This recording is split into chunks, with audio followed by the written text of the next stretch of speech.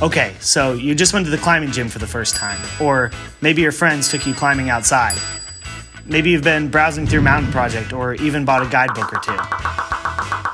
You look around you and you start to notice those cryptic strings of numbers, decimal points, and letters. 5 what? V who? PG-13? R?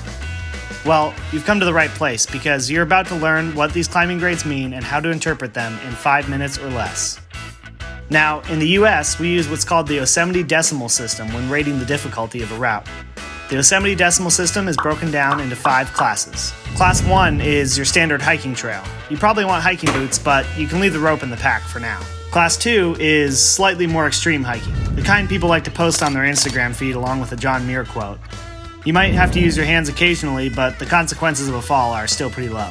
Class 3 is a lot like Class 2 in terms of difficulty, but things get a little more spicy. If you fall, you probably won't die, but you definitely won't have a very good day. Class 4 is where we really turn up the heat. While not straight vertical climbing, things are definitely getting steep. There are still solid footholds and handholds, so roping up isn't absolutely necessary, but the consequences of a fall can be fatal, so you may want to tie in if you're not 100% confident. Okay, Class 5. This is the peak, the pinnacle of the Yosemite Decimal System. These climbs are vertical or even overhanging and require a rope and harness for your average person. Unless you're not normal. This is where most of your gym climbs and most of the routes at your local crag live, so anytime you see a rating of 5 dot whatever, you should start untangling that rope and get the chalk ready. Since any chunk of vertical rock can be completely different from the next, Class 5 is further subdivided by adding a number after a decimal place. So 5.0 is the easiest Class 5 route, 5.1 is a bit harder, and so on, all the way up to 5.15. And because humans can't agree on anything, these grades are often further subdivided into A, B, C, and D. So, for example, a 511A is slightly easier than a 511B, which is slightly easier than... you get the idea.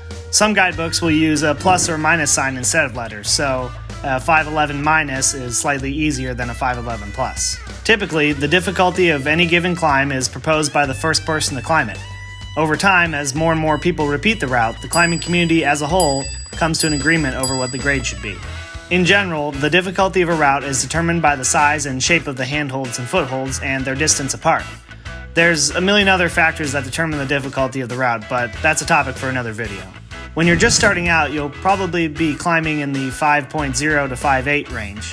Intermediate climbers may begin to tackle the 5.9 to 5.11 grades, while advanced and elite climbers will push up into 5.12 and beyond. So that's route climbing in a nutshell, but what about those V grades you see plastered all over the walls of your favorite gym? Well, the V scale is used to grade boulder problems, climbs that are low enough off the ground that you don't need a rope. The V scale, or Hueco Scale, is so named for its inventor, John the Worm Sherman. This one's a little easier to follow. V0 is the easiest, V1 is slightly harder, and so on all the way up to V17. Beginners will usually climb in the V0 to V2 range. More intermediate climbers will hit the V3 to V5 range. V6 to V8 is pretty darn advanced, and V9 and up is elite level bouldering. One more thing you might see added to a route or bouldering grade is a PG, PG-13, R, or even X. Well, these aren't assigned by the Motion Picture Association. They actually indicate the inherent danger of the route. This may be due to loose rock, long runouts between points of protection, or a high likelihood of ripping out gear if you fall. As you'd imagine, PG is only slightly dangerous, all the way up to X, in which a fall may be fatal. You won't see this rating on most routes, which are generally safe and well protected, but be on the lookout for R and X rated routes and know what you're getting yourself into before you start climbing. The thing about ratings are they're subjective. Since each person is a different shape and size and has different strengths and weaknesses, what might feel, say, 512A for one person actually feels more like 511C to another. This is simply due to different body mechanics and training protocols. Therefore, grades should always be taken with a grain of salt. Use them as a guideline, but don't obsess over them. Just climb what inspires you and enjoy the process.